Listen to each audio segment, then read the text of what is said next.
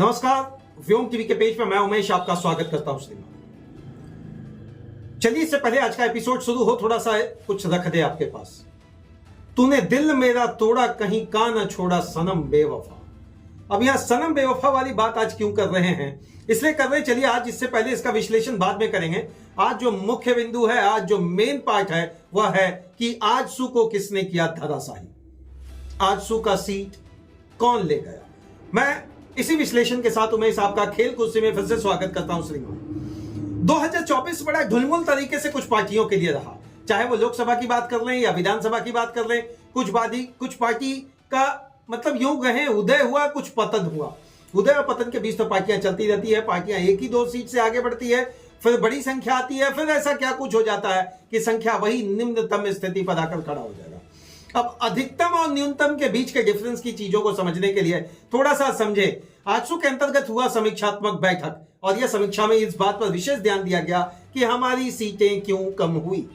हम एनडीए का एक बहुत बड़ा घटक दल रहे, बहुत बड़ा पार्ट रहे, और जो विश्व की सबसे बड़ी पार्टी कही जाने वाली भारतीय जनता पार्टी, भारत के अंतर्गत तो ऑब्वियसली बहुत बड़ी पार्टी है, उसके हम 10 सीटों के साथ घटक दल बनकर चुनाव लड़े और खाते में श्रीमान आया केवल एक सीट।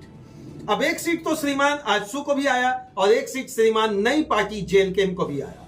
लोग कह रहे हैं कुर्मी, मैंने क्या कुछ कह रहे हैं इसको थोड़ा सा समझिएगा जरा।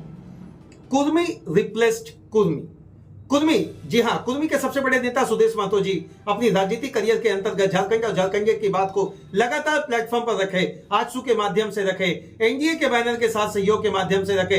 कद बढ़ा था, सोच बढ़ा था, विचार बढ़ा था, लेकिन यहां हुआ क्या कि 2024 में करवट जनता ने ले लिया। गलियारों में हालांकि इस बात का चर्चा है कि भीतर खाने अच्छा कुछ नहीं चल रहा। चलिए समीक्षात्मक बैठक के अंतर्गत जो सुदेश जी ने बात कहा, उससे पहले हम चर्चा जेएलकेएम के द्वारा किए गए नुकसान की करते। क्या आप इस बात से सहमत हैं? जरूर कमेंट बॉक्स के नीचे लिखेंगे।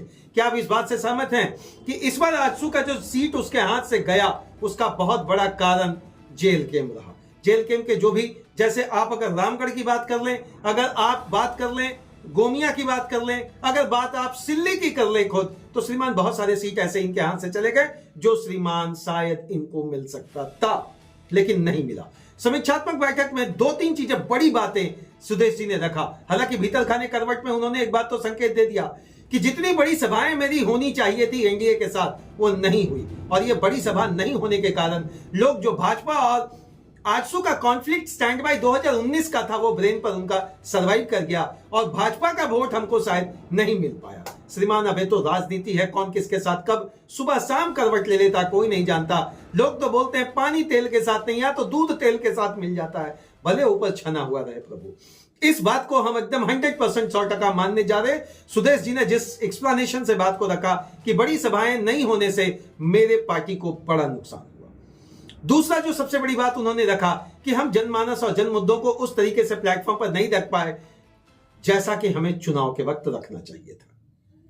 अब यह सेंटेंस सुदेश महतो जी अगर कह रहे हैं, तो श्रीमान ये जरा सोचने वाली बात है कि 2024 के अंतर्गत झारखंड का दूसरा सबसे बड़ी पार्टी का तमगा लेकर घूमने वाली आजसू पार्टी आखिर कमजोर क्यों दिखने लगी। चलिए ये जानते हैं, कहीं मैया योजना वाली बात तो नहीं आकर बेड़ा गर्क कर दिया। बिल्कुल, उन्होंने अपने मुख से ही कहा है कि भैया मैया योजना को जिस तरीके से शॉर्ट टर्म में लाकर राजनीति में खेला गया, यह Trump card, master card, hero card, जो भी कार्ड का ले, यह पूरा बिल्कुल सटीक बैठा, और झारखंड के माता बहनें ने विशेषकर इसको अपना भविष्य मान लिया। क्या इन्हीं भविष्य की बात से झारखंड बदलेगा? अब सुदेश जी सवाल खुद कर रहे कि हम लोग अभी तो 2-4 महीने का समय देंगे, 2-4 महीने के बाद हमारे एक ही विधायक हैं, लेकिन सदन में उनका जो बात होगा वह पूरे 81 विधानसभा या हमारे 10 प्रतिनिधि 10 विधानसभाओं से बात को वो लाकर रखेंगे।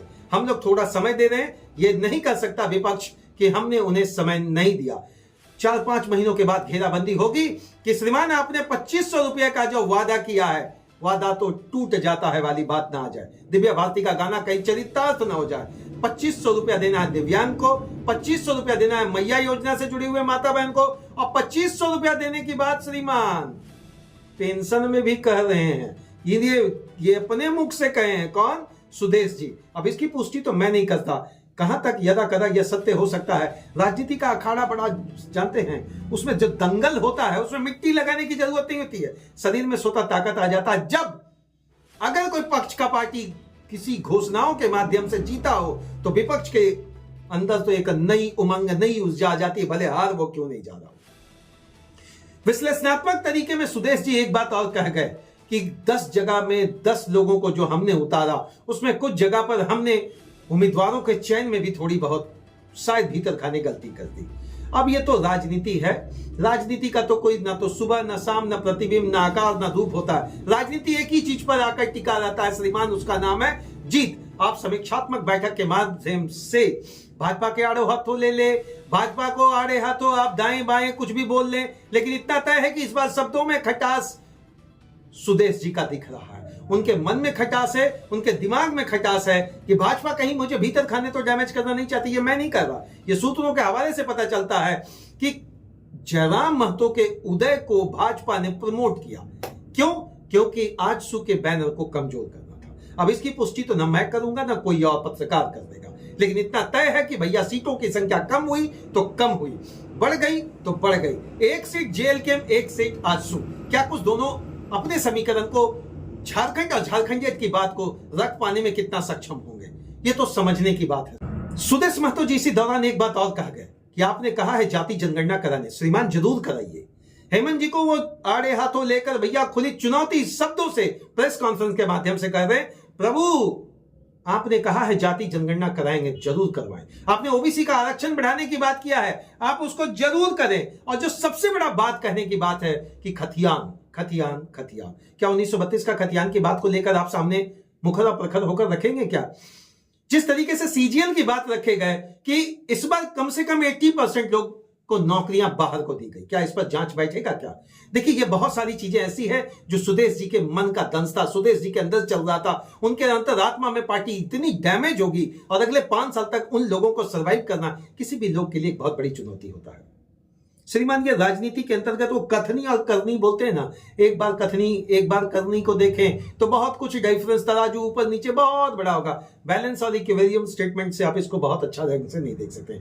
मैं उमेश में तो एक ही कोशिश है श्रीमान, आजसू के डैमेज करने के बाद आप समीक्षात्मक बैठक कितना भी कर लें, इतना तो तय है कि झारखंड और झारखंड के मुद्दे की बात आप अगर उठाते रहे तो हो सकता है जनता फिर आप पर दोबारा भरोसा करेगी। ऐसा नहीं कि सीट जीत ही आपका राजनीतिक दूरी तय करेगा। आपको राजनीतिक माइलेज हो सकता है कम मिला, हो सकता है आपको राजनीतिक माइलेज देने में दूसरी पार्टियां सक्षम तरीके से अपनी बात को नहीं रख पाई, लेकिन अगर आप झारखंड और झारखंड की बात करते हैं सुदेश जी तो हो सकता है माइलेज पुनः मिलेगा। मैं उमेश में तो एक ही कोशिश है सुखद और सक्षम के साथ यह हरा भरा झारखंड का गाना जिस तरीके से चारों ओर सुनने को मिलता है वो किस दिन दिखेगा? क्या जेएमएम दिखाएगा, भाजपा दिखाएगा, जेएलके दिखाएगी, आजसू दिखाएगी या कांग्रेस दिखाएगी? जो भी दिखाएगी इतना तो तय है कि आजसू को 2024 का विधानसभा बड़ा महंगा पड़ा। कथनी और करनी के बीच में जिस तरीके से लोगों ने आपकी भावनाओं के साथ खेला इस बार, श्रीमान अगर समय रहते नहीं चेते तो अगर 1 सीट आया है तो कहीं 2029 में बड़ा नुकसान ना हो जाए। जय हिंद, जोहार झारखंड में तो एक ही कोशिश है श्रीमान, पढ़ता हुआ झारखंड के साथ युवा के सपने को संजोकर जो भी नेता मंत्री पार्टी दिखाएगा हम लोग सदैव उनके साथ करवत्ता तरीके के साथ खड़े होंगे। जोहार, तब तक के लिए जय हिंद।